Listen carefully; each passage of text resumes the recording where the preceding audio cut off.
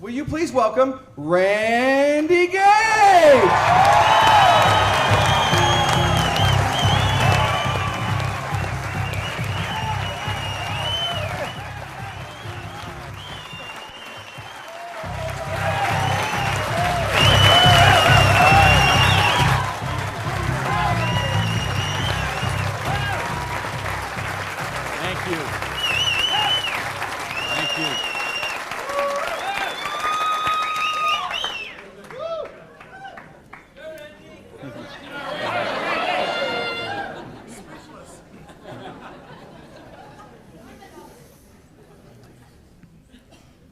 So what do you do when your dream dies? Do you sit down and cry? Do you give it up and let it die? Or do you give it one more try? Let me tell you the way it worked for me. I came to work one morning about 11 o'clock. There were two people sitting in a car waiting for me, and I got there. And see what had happened, let me tell you the preview to this. I had a restaurant, bought it with a partner of mine. We kind of bootstrapped the thing. Didn't really have enough money to start it like we should have. And we tried to grow it as best we could, but we didn't pay the taxes, and we struggled by and borrowed from this account to that account and this account to that account. And eventually I bought him out, and I sent a letter to the IRS, who's the tax agency there in the States, and said, I'm the new owner here. We've had some problem with taxes. I want to make this right. Let's work out a payment plan. And I never heard anything for 3 months. So I sent a check in there. Here's a deposit, $1,000, good faith. Didn't hear anything for 3 months, so I sent another check, another letter. Never heard a thing for a couple of months until that morning. They're waiting on the car. You Mr. Gage? Yes. I'm Agent so-and-so. This is Agent so-and-so. We're here from the Internal Revenue Service. We have your letters here. We have your files here. And we notice you have $15,000 in back taxes. So we need that money. There's a 100% penalty because they were not filed. So that's $30,000. And then there's the late fees and the interest payment and the this and the that. And we need $37,000 today, or we're going to seize your restaurant. So I was like, I must have left my checkbook at home, right? And so I called my lawyer, I called my accountant, they all said the same thing. There's nothing you can do, Randy. You got to work something out with these people. And I remember hiring a consultant who used to be an IRS agent, and she negotiated with him. She called me one day and she said, Randy, we're at the end of the road. The way they keep compliance is they have to set some examples sometimes, and you had a busy delivery business and they saw those cars going all the time with the signs on them, and they need to make examples, and they just want to make you an example. And so they auctioned off the place on the courthouse steps, $500,000 a year operation. They auctioned it off for $11,000. And I couldn't beg, borrow, or steal $11,000 to get it out of hock, so that was the end of my dream. And I remember driving along in the car that day, not even my car because I didn't have a car anymore. I remember driving along in my friend's car and crying in the car, thinking, I have to call my mother and tell her this. I have to tell my friends this. I mean, I was so ashamed. I was so humiliated. I didn't know what I could do. How was I going to tell people that I had lost my business? And between the $37,000 I owed those guys and then the money I owed for the vendors, whatever money I had left that day, I took and paid off the employees and said, this is the last check you're going to get, so do what you can with it. And that left me $55,000 US, $55,000 in debt. No house, no car, no credit cards, no job. And what do you do in a situation like that? Well, when you have your dream. And see, that was the biggest dream I had at that point in my life. Because as you heard from Ford, I'm a high school dropout. I started off as a dishwasher in a pancake house. And then I worked my way up to cook, and then I became a waiter, and then I was a manager trainee. And I thought, boy, if I could just be a restaurant manager, that would be, I could wear a tie, I'd go around with the coffee pot. How's your dinner this evening? Everything okay? You know, I thought, oh, this would be it. Until I got that job. And then I realized I worked 60, 70, sometimes 80 hours a week for a fixed salary. And, you know, and then I became like the problem store manager, and they sent me around to different cities whenever they had a store losing money. They would send me there, and it was my job there to go and be the turnaround guy. So I'd go in and work on the payroll, work on the food costs, the controllable expenses, make the thing profitable, and they'd send me somewhere else. I lived in 18 cities in 5 years. So think what kind of home life you have, what kind of friends. You don't have any friends. You don't, you know, because people stop calling you. Because every time they call you, you're always working. And you never go to the movies, and you never go to dinner, and you never go anywhere, so they just stop calling you. And your work becomes your life. And I know we've got people in this room tonight and people watching on this film today who going through the same thing. We get out of balance. We get so busy chasing our income, we forget about living life. We forget about living our dreams. So anyway, that was my dream. I thought to run a restaurant until I got it. And then I said, wow, this is crazy. I'm minimum wage here. When I divide all these hours I'm working with what I'm doing, I know what I got to do. I need to own my own restaurant. That would be the dream. And that's the great American dream, of course, back in the States, is you get your own business and you start it up. And so that's what I did. And I saved my money, and I worked hard, and I played by the rules, and I did all the stuff you're supposed to do, and I got that restaurant. Until that day when it all ended like that. And all of a sudden, where do you go when you don't have that dream anymore? And, you know, in my case, I had to back up, and I'll talk about that in a sec, but I don't want to talk about me tonight. I want to talk about you tonight. I want to talk about your dream. And I mean the big dreams, the bold, daring, imaginative ones you had. The ones you had when you were 15 years old, and 18 years old, 20 years old. Because you know what I see people give up on their dreams. And it seems the older we get, the more we give up on our dreams. And you know, talk to any kid who's 15 years old, and they know they're going to have a great car when they grow up, and a great house, and a great job, and a wonderful spouse, and they're going to be rich, and they're going to be successful, and they're going to be an astronaut, or a football star, or a rock star, or whatever, right? There's no limits to what they can dream. And what happens along the way? They get out, they go to school, they get out as 22, 23 years old, all of a sudden they take a job they don't really want. It's not their dream job, but they figure it'll do for right now. And then maybe they find out about another job, and that's not their dream job, but it's a little more money than the last one. And they meet someone along the way, and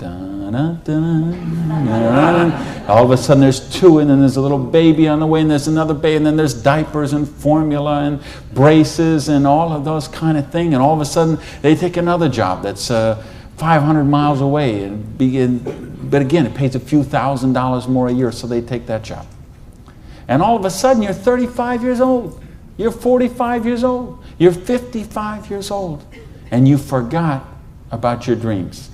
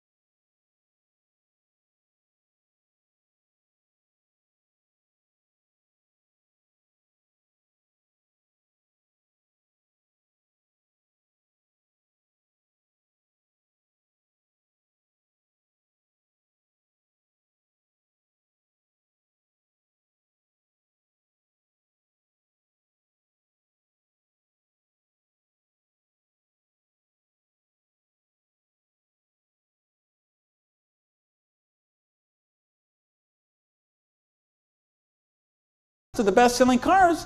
It's Toyota Camrys and Holdens and Mercurys and Ford Escorts and Geo Metros, the broke mobiles, right? These are all cars they make for broke people. You see that? Like the Holdens you got here. Right? And the Toyotas we got there, and the Chevys we got there, and the Buicks we got there. They make those things for broke people. Now, how come when I see the list of the top 10 things, I don't see Ferraris and Lamborghinis and Rolls Royce and Jaguar and Bentley? Because they gave up on their dreams. They said, well, this is the car we got. There's room for the car seat in the back, and we can afford the payments. And they settle for a car. And they settle for a house. And they settle for a job. And they settle for a life of quiet desperation. When they could be living a life of joy, challenge, growth, adventure, and prosperity. That's what tonight's about. I want you to think about, really, here's the challenge I would give you. I want you to think of 5 things you would do, have, or become if money was no object. I mean, really think about this, okay? You don't have to write it down. I just want you to think about it. But think about if you had Bill Gates' kind of money, if you had Larry Ellison's kind of money, if you were one of these .com billionaires, would you be driving the car you're driving right now that you got here today in? How many people, tell the truth now, if money was no object, how many people would have a different car in the parking lot tonight? Okay. Now, if money was absolutely no object, you had 30, 40, 50, 60 billion dollars, how many people would have a different roof over their head when they went home tonight? How many people have a better wardrobe? Ladies, how many of you would have bigger closets? Right? Yeah. So this tells me something.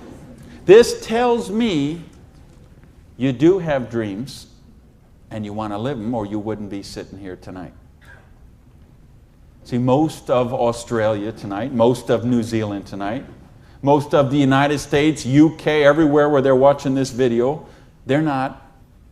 most people aren't gathered like this. Most people are sitting on a recliner, rubbing the hair off the back of their head, drinking rancid fermented hops, watching the Idiot Box. 6 hours a day. And this is their life. Monday morning, 6:30,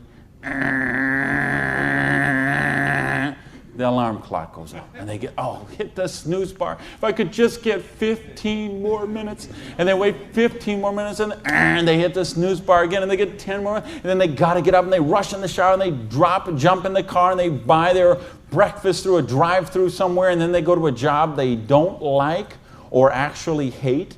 85% of them, a job they don't like or actually hate, and they get through Monday till 5 o'clock or 5:30 or 6 o'clock, and then they go out and they face the traffic going home. They probably get drive-through dinner somewhere, dinner in a bucket to take home to the kids, get in front of the Idiot Box and sit there in a coma till they fall asleep, or they crawl into bed until Tuesday morning, 6:30, it starts all over again. Wednesday, hump day. Thursday, we're almost there. Thank goodness it's Friday.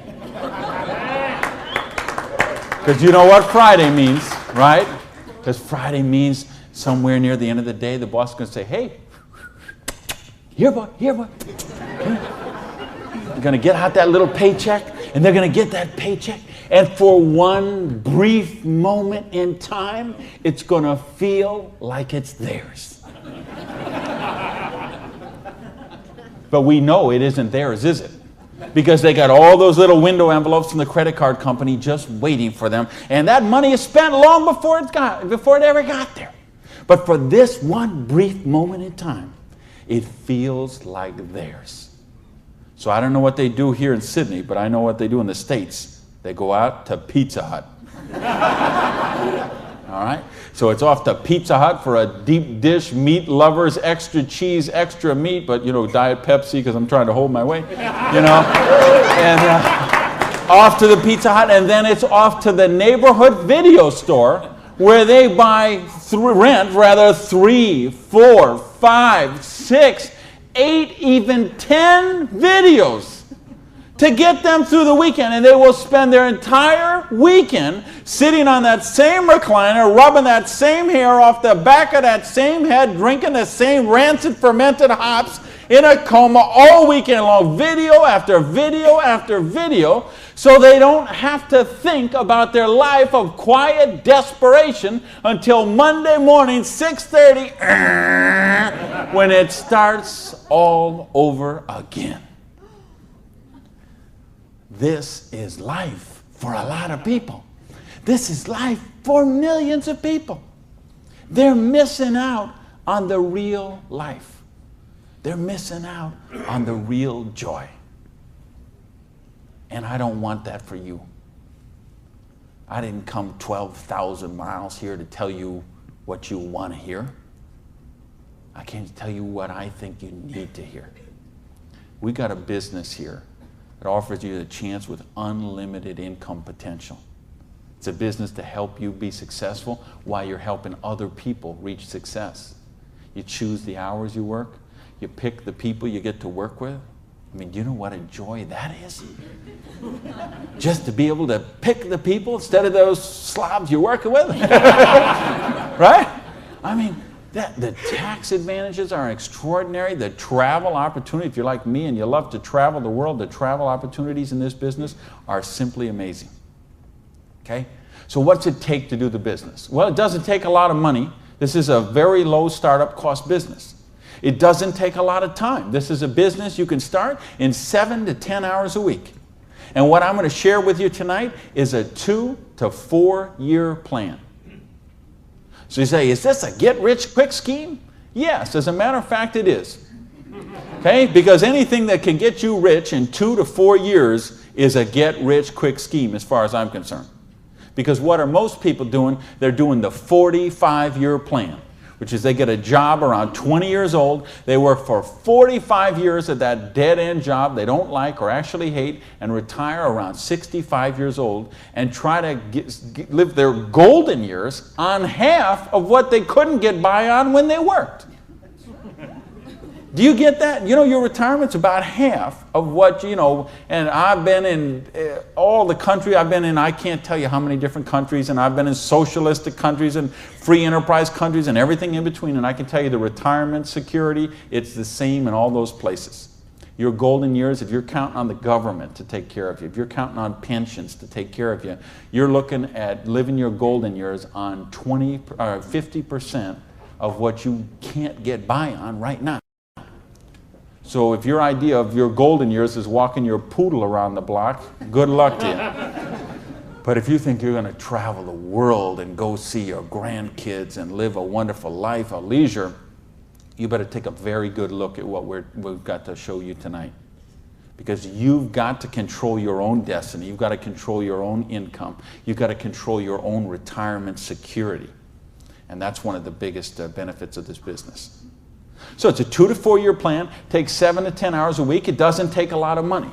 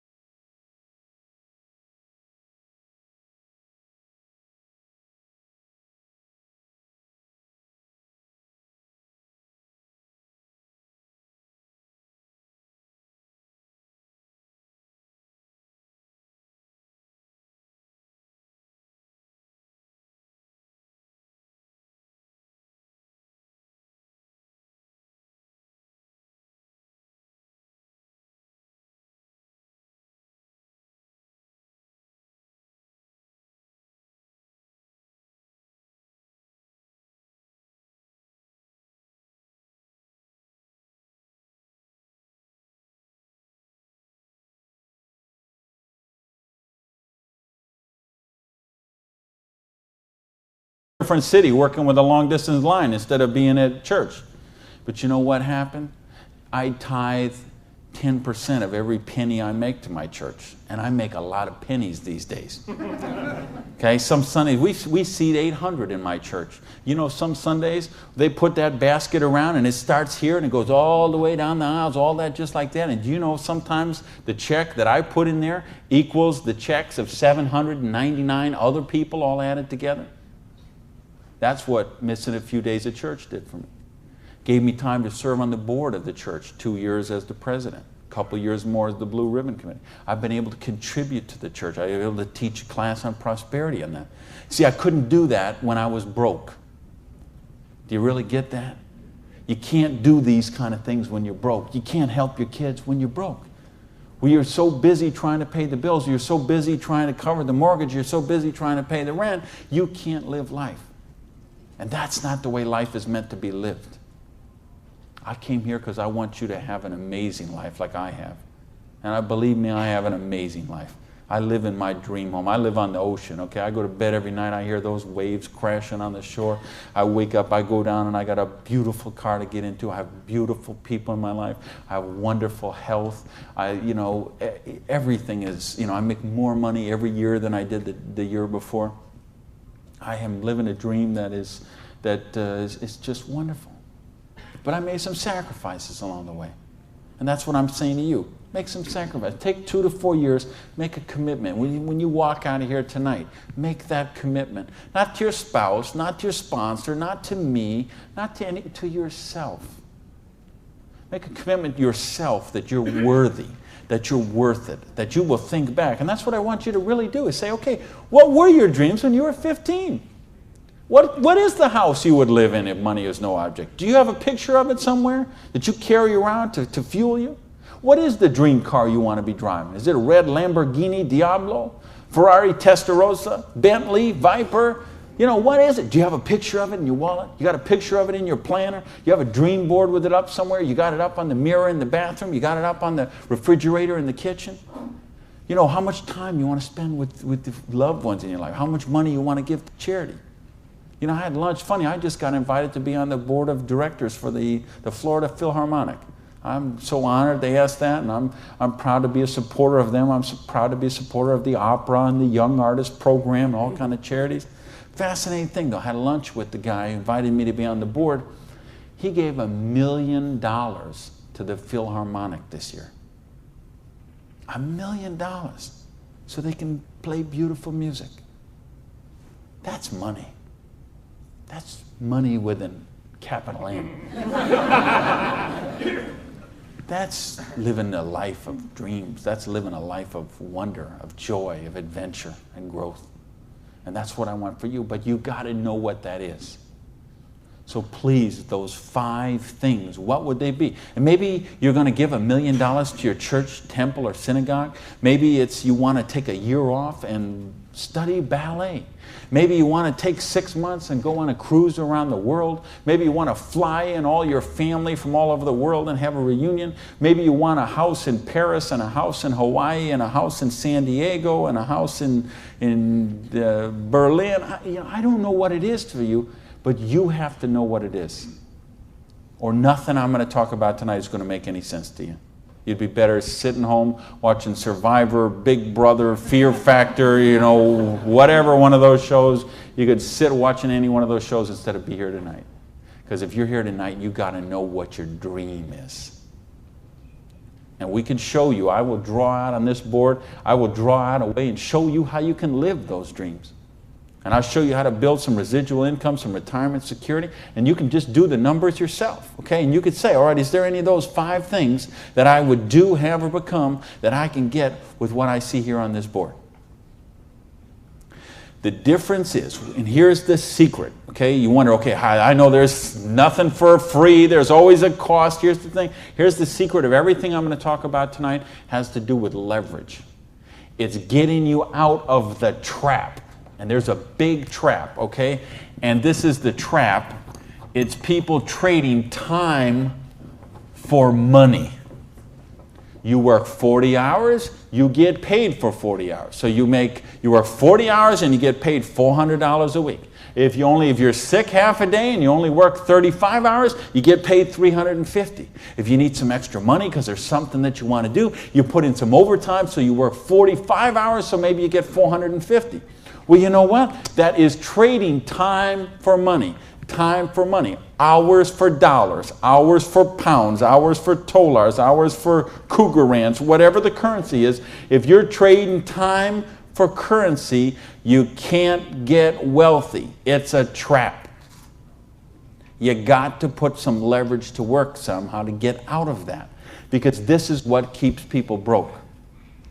So in my case, when I lost my dream and I started all over again, I said, well, I got a choice here. I can go and live like most people do and live that life of quiet desperation and just mind my own business and do the thing and be a worker drone in the collective like everybody else, or I can go after my dreams again. So I began a study of prosperity. Because when you're $55,000 in debt, no house, no car, no credit cards, and you start selling the furniture, things look a little different. Anybody here ever sell your furniture for your business? Interesting scenario. Here's what I found. The end tables, not a problem. Coffee table, no big deal. Kitchen table, hey, you can always eat in the sofa. Lamps, no big deal. You got the light in the kitchen on the ceiling. But the sofa and the bed and the TV. How did I know you'd know that? The bed, the sofa, and the TV, they gotta be the last to go. Because see, I don't know if you got it here, but what we have in the States, we have infomercials on all night long. So once midnight hits, these infomercials start, and they're all about how to make money. So what do you do when you're $55,000 in debt and you're sleeping, with no furniture and whatever? You sit up all night and you watch infomercials. And then you sleep all day and you're so depressed, and you get up and you read the one ads and you think you don't have bus fare to go to the job interview, and you think how miserable your life is, and you eat macaroni and cheese 3 times a day, which is what I did for weeks and weeks and weeks. So I'd get up, sleep, mope around, eat my macaroni and cheese, and then midnight would start the infomercials. And I remember we had a Vietnamese guy named Tom Vu. I don't know if you ever saw that here, this infomercial. He had one of those courses on how to buy real estate, no money down. So one night, it's 3 a.m., I'm sitting on the sofa. Tom Vu comes on. He says, "You, sitting on the sofa! You, it's 3 a.m.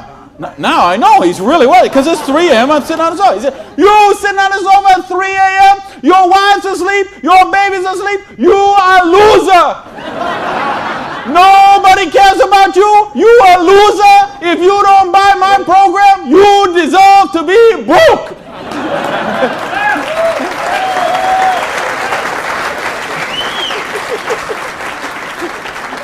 And I'm like, oh, if only I could afford this, bro. But of course, I didn't have the $199 or whatever it was. So, and eventually, of course, the sofa had to go, the bed had to go, and then the TV had to go. And then something else had to go. And that was my mindset. My victim, loser, woe is me, oh, the circumstances are against me. That mindset had to go. And I had to say, okay, I am sick and tired of being sick and tired. I am sick of being broke. I am sick of being sick. I am sick of being stupid. I'm sick, the truth is I wasn't even broke, okay? Because I would have needed $55,000 to qualify for broke. Okay? I would have been happy to be broke at that point in my life, okay? At that point, I would have been happy to have an alarm clock going off at 6:30 waking me up. Now, is that the dumbest invention you ever heard, though, an alarm clock?